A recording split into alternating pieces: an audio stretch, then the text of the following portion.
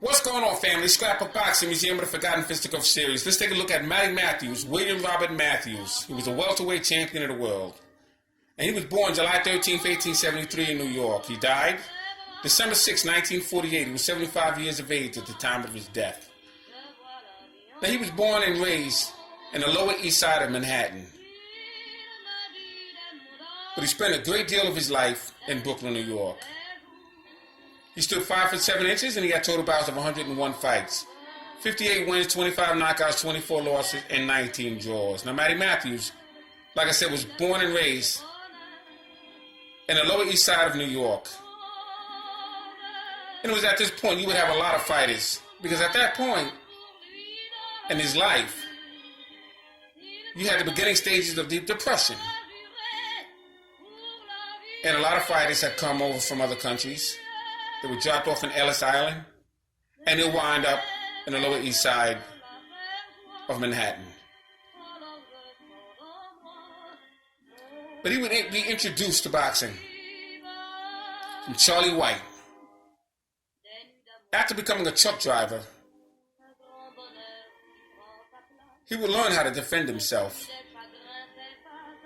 And Charlie White would introduce him to a local boxer where he would have his first match against Johnny Bennis, who he knocked out in stunning fashion.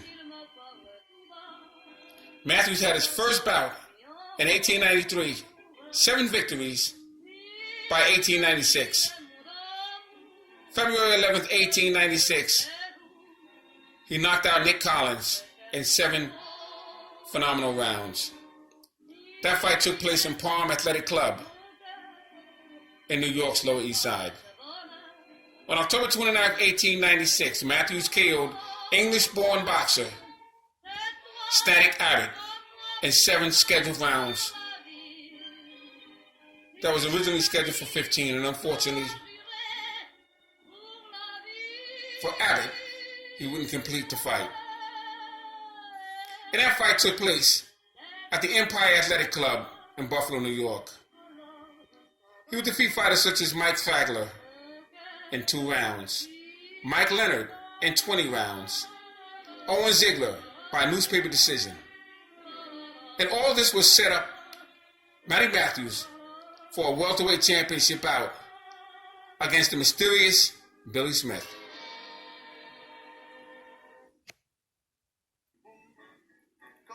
Now, the mysterious Billy Smith was a very good fighter at that time. He was an outstanding welterweight. He won the title on December 14th, 1892, when he knocked out Danny Nealham in San Francisco, California. He took him out in 14 rounds, but he would lose his title to Matty Matthews, and he'd be knocked out in 23 seconds of the 19th round, April 17th, 1900. Now, he fought his last fight in 1911, and he died October 15th, 1937. Mysterious Billy Smith was a problem for all fighters at that time. But he was the guy to beat if you want to become welterweight champion of the world.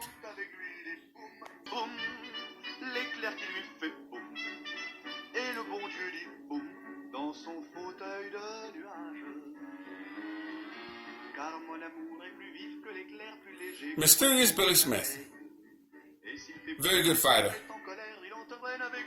but he would lose his title to Matty Matthews.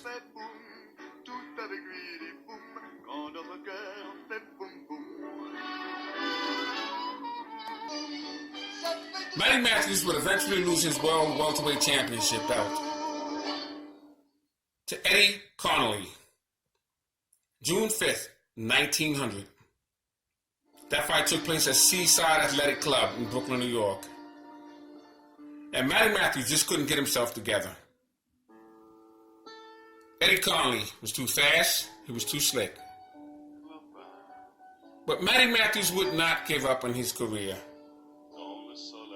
He would get a second opportunity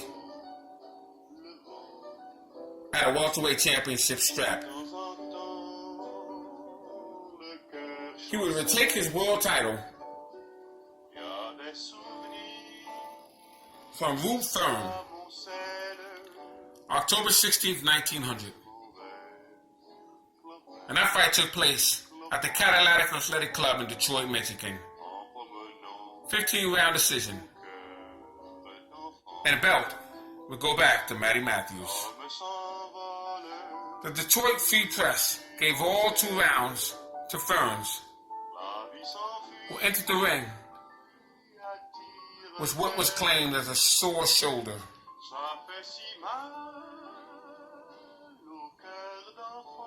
But Matty Matthews would not be denied and would once again become the welterweight champion of the world. Now we continue to fight, and you hear fighters such as Jersey Joe Walcott, the Barbados Demon,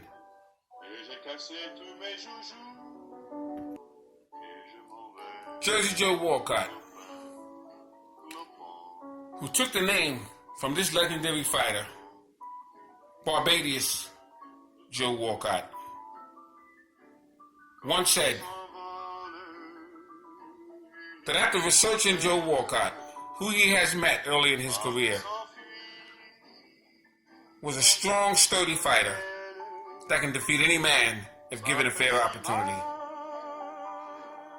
Walcott would have his wars with Tommy West, and Tommy West would help school Matty Matthews.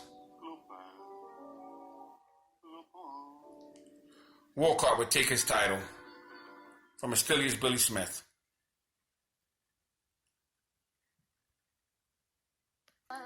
That belt would eventually go to the Dixie Kid.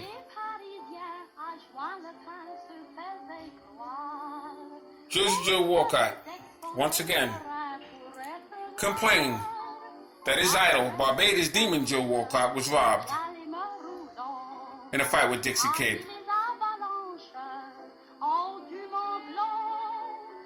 But Matty Matthews would retire from the ring, and in 1944, he would go into theater. But he was very handy with his work as a carpenter, and he would join the Carpenters Union. And he would work at all the theaters, repairing whatever needed to be repaired. But Matty Matthews, during his reign, very interesting character, very good fighter for his time. And I just wanted to introduce Matty Matthews, welterweight champion.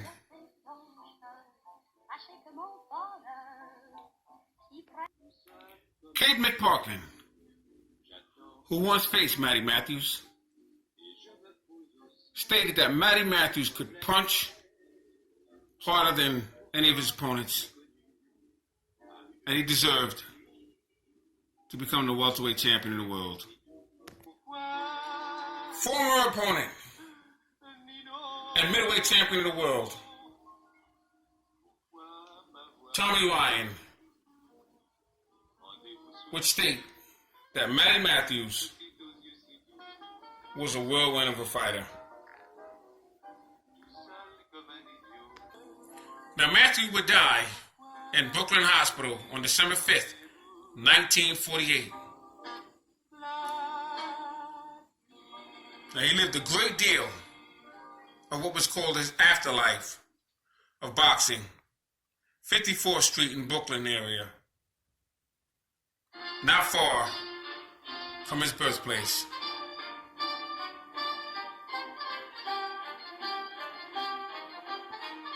So Matty Matthews, welterweight champion of the world.